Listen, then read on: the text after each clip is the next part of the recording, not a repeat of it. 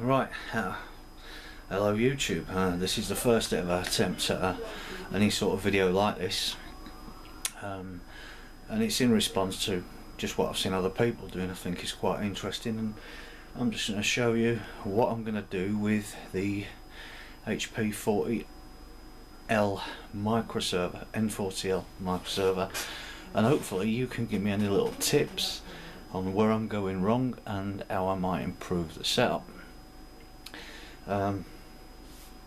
As has been well documented by other people, the prices of these things are really cheap, and being as they're HP, you're getting the usual good quality. I'll just get you onto the actual box itself. So here's one I made earlier. Let's get this camera right. So here it is. Here's the box. Now, what I'm going to do with mine, I'm using them as storage boxes for a VMware 2-host ESX setup. What I want to do is create some sort of high availability, so we're going to get some shared storage going on 2 of these boxes, and then we can have the high availability vMotion. Let's have a look what we've got. Now, one thing I do want to show you, let's get back to me for a minute. If anybody knows how to get these things going in VMware, then please let me know.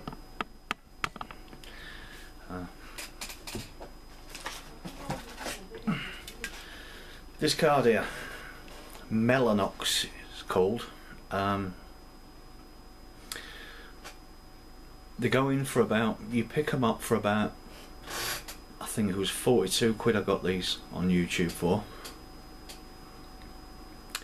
As you can see, the bracket's bent at the top. Because they are second hand, I couldn't get them with the low profile brackets, so I bent it to fit in the microserver. Why do I want these? These ports are 10 gig a piece. The cables are quite dear. I think it cost me 50 quid for a cable, but what I'm figuring is if you got one of these little babies in and then these back to your VMware hosts, one in each one, you got 10 gig from each host to your hard drives. Probably way overkill, but more speed won't do any harm.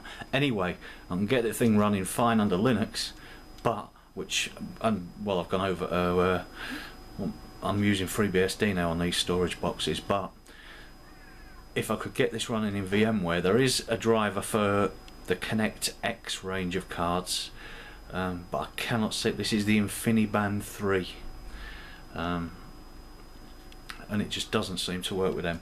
And I hear that compiling your own drivers for VMware is a complete nightmare. Right, back to the box. So what have I got at the moment? Well, on the back you've got your bog standard, how it comes. So we've got on there 2 I've actually, on this one, look, I'm getting really efficient. I've put a number 1 on. This is host number 1. I've got my gigabit Ethernet port there, and I've also got 2 single ports in there.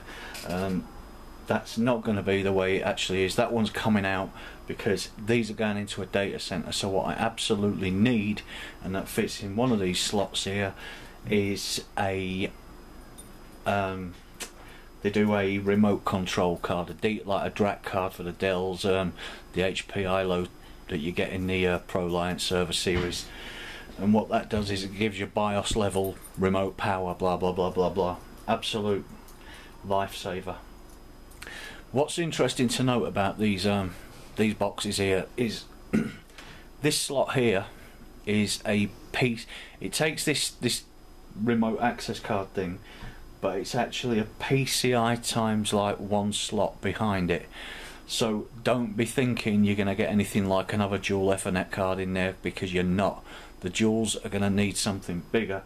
This one here, it's the full PCIe slot, but you're only going to get 1 in there. So the best you're going to get is something like either one of those Mellanox cards or a twin Ethernet, which I've got in the other box. I've got the other boxes on the shelf, which I'll show you later. But you're not going to get a lot more than that. My plan is at the moment is that this here is going to be like the normal port that I can get into control. Actually, that's going to be gone altogether because I'll be using the ILO port on here for the control. But then you've got your, say, a port here that's going to go to the VMware host network to actually deliver the shared storage. And then what we'll do is we'll be teaming up this second port here to just, well, no, it's not going to be teamed, it's going to be going direct to the other storage box. So we're going to have a gig direct to the other storage box. Again, I'd like to make that dual gig and team them together, but I can't do it simply because of the limit on the number of slots. Right, let's get around to the front. So, what have we got inside these babies? Let's just open that door. Got USB ports on the front there. I've flashed the BIOS. I've only actually got 2 drives in this one at the moment. Trying to think, it's that port 2 that comes out fairly easy. I'm going to take this out to show you.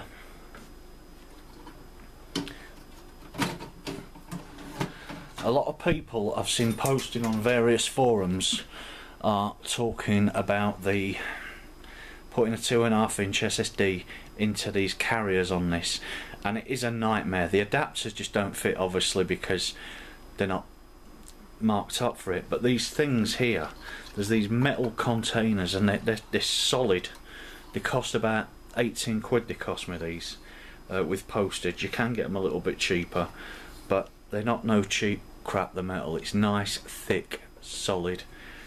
Don't know if they're aluminium because it's quite light, but whatever they are, they're solid, and it's got exactly the characteristics of a normal 3.5-inch. So you can put the 2.5-inch straight in there, and it goes, I wouldn't say perfect, because you've got to fiddle with it sometimes to get it to sit right in properly. And I'm not sure that one's gone in, I'll have to look. It looks like it's in, and if it is, it's cool. We'll soon find out. Obviously, inside here you've got the other 2 empty bays. I planned on, and I probably will do this, but it's really cost at the moment, is putting another 2 SSDs in here and making it, well, the equivalent of what would be RAID 10, but I think it might be overkill.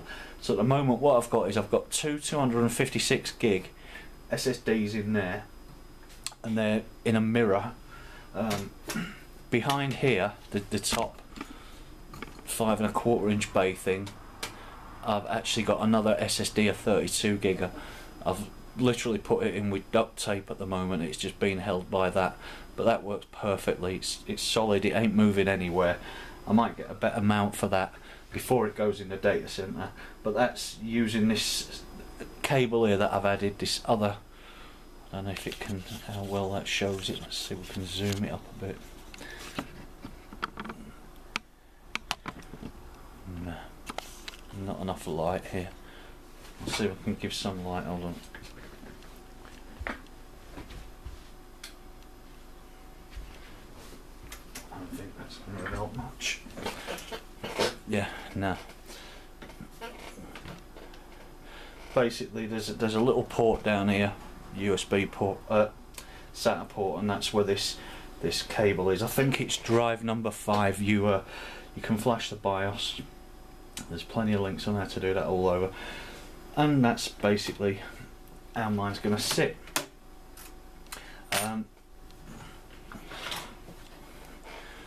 So what I'm doing with that is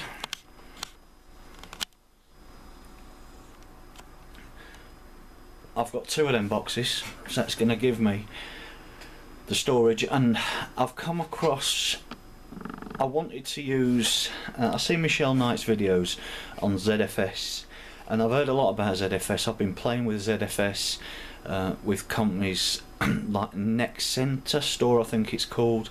They do a free version, but you're not allowed to use it for commercial use, and it doesn't have the clustering in on the free version.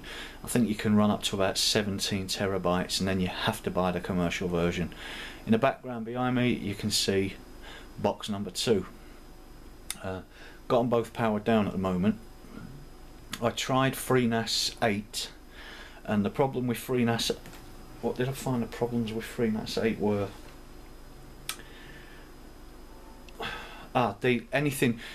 They deliberately leave out the modules. I think the cart module, which I'm going to need for the high availability, and it's called HAST now, a new thing in FreeBSD 9. Maybe that's not in the FreeNAS 8. I've not checked what version of FreeBSD it's based on, but there's this HAST high availability storage, and it's crazy because it seems like it just works. And it seems to work well as well, and that's what I'm doing. So I'm gonna, the 2 boxes, let's get it up in where it's going. Obviously it's not going to stay in, it's going in the data center, but that's how it is at the moment.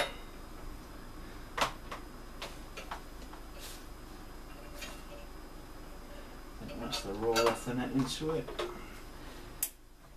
and then in that other port we have our data port, and our lead's gone south down here somewhere.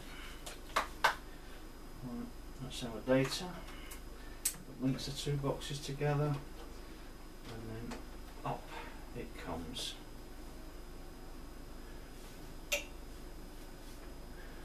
I'll pull that one there, because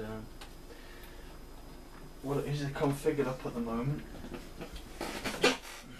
They should both auto start. I'd shut them both down, that's why I just pulled the cable on the one on the left, because it should have been sat there in the halt state ready to switch off. So I've just effectively, by pulling the power back on and off, I've done that, and then I'll just let them come up.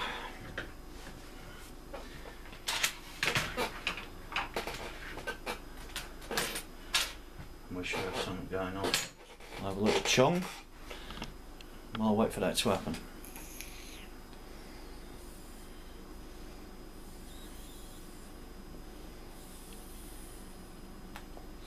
Electronic cigarettes, the way to go. Get rid of the old stuff, stop smoking them stinkies. I was 50 a day, gone to 0.